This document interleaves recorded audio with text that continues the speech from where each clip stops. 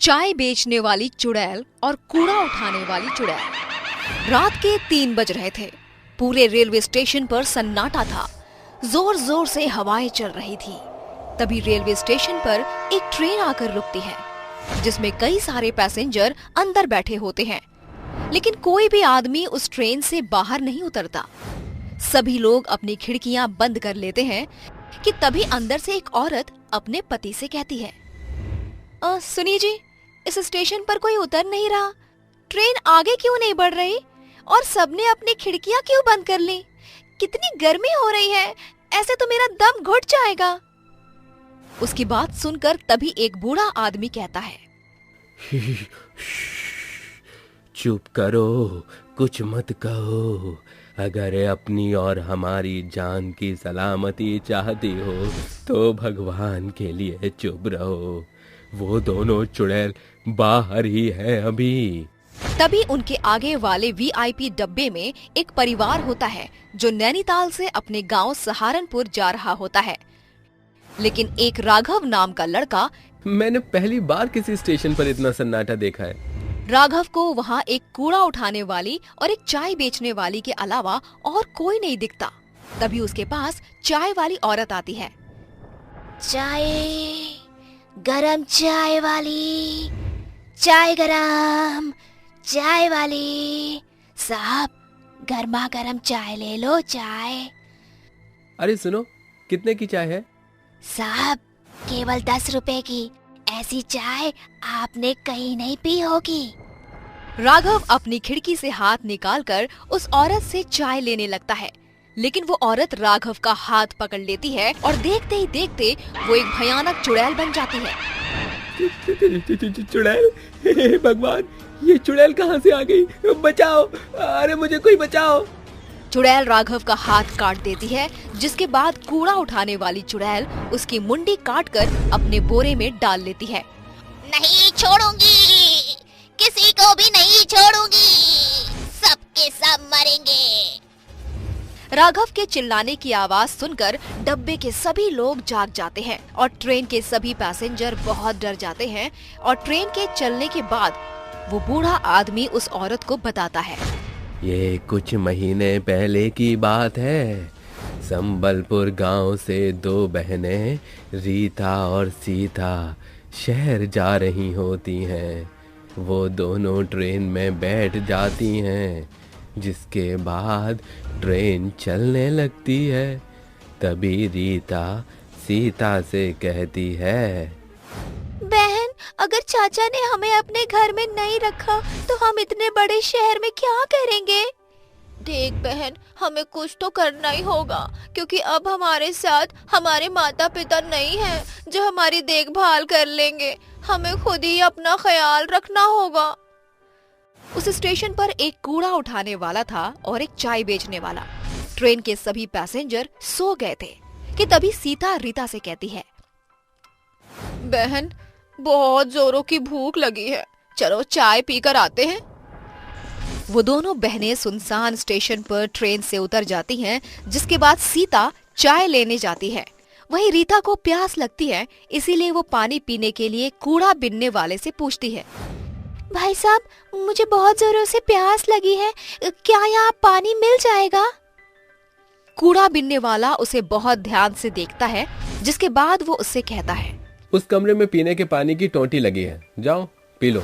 रीता पानी पीने के लिए उस कमरे की तरफ जाने लगती है कि तभी वो कूड़ा बिनने वाला उसके पीछे पीछे आता है और कमरे का दरवाजा लगा देता है। अरे भाई साहब, ये तुम क्या कर रहे हो? दरवाजा खोलो, मुझे बाहर जाने दो। ऐसे कैसे जाने दूं? पहले वो काम तो कर दूं जिसके मुझे पैसे मिले हैं। क्या चाहते हो तुम? साफ साफ बोलो। रीता बहुत डर जाती है। इतने में वो आदमी एक खंजर निकालता है और उसके दोनों हाथ और उसकी मुंडी काट देता है। रीता वहीं मर जाती है। उसे मारने के बाद वो आदमी चाय वाले के पास जाता है। जब सीता कूड़े बिनने वाले के हाथ में खून से लथपथ खंजर देखती है तो वो डर जाती है, लेकिन तभी पीछे से चाय वाला उसका मुंह दबाकर उसे वहीं ले जाता है जहां उसने उसकी बहन रीता को मारा था। ये तुम क्या क्या कर रहे हो? तुमने मेरी बहन को मार दिया। सीता कुछ कहती इससे पहले उस आदमी ने उसके दोनों हाथ और उसकी मुंडी काट दी। उस दिन दोनों बहनें मर जाती हैं।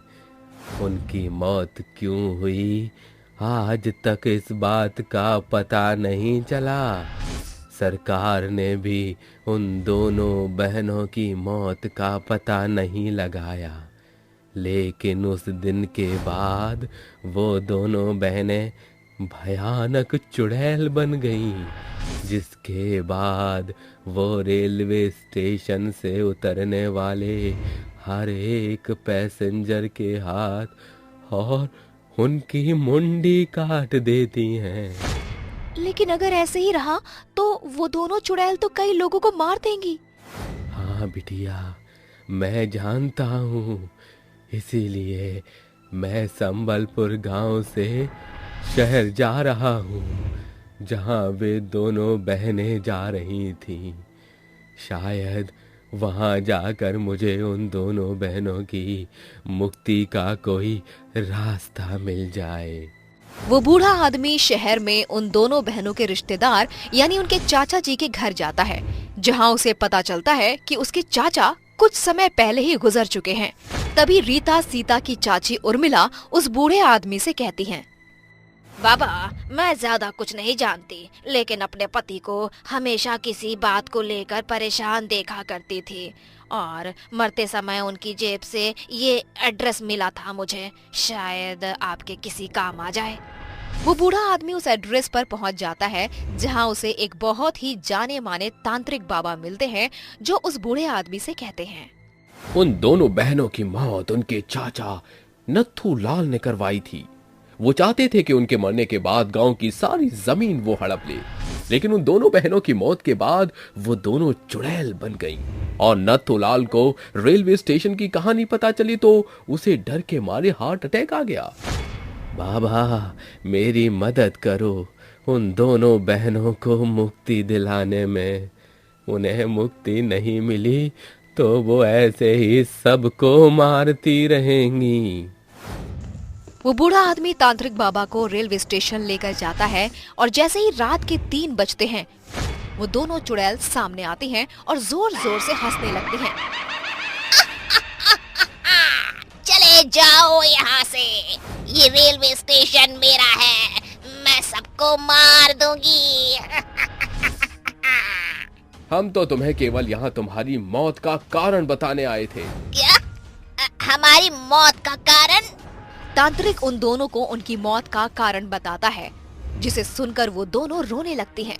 तभी तांत्रिक बाबा उसके चाचा नाथूलाल की आत्मा को बुलाते हैं और इसके बाद नाथूलाल गिड़गिड़ाते हुए दोनों चुड़ैलों से माफी मांगता है। बिटिया, हमका माफ कर दो, हमसे बहुत बड़ी गलती हो गई। मुझे अपनी गलती का बहुत पछतावा है।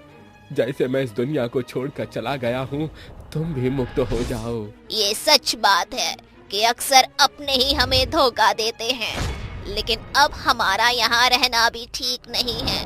हम दोनों मुक्ति चाहते हैं। तभी तांत्रिक बाबा उन दोनों के ऊपर पवित्र जल छिड़क देता है, जिससे वो दोनों चुड़ैलें जलने लगती हैं और उन्हें मुक्ति मिल जाती है।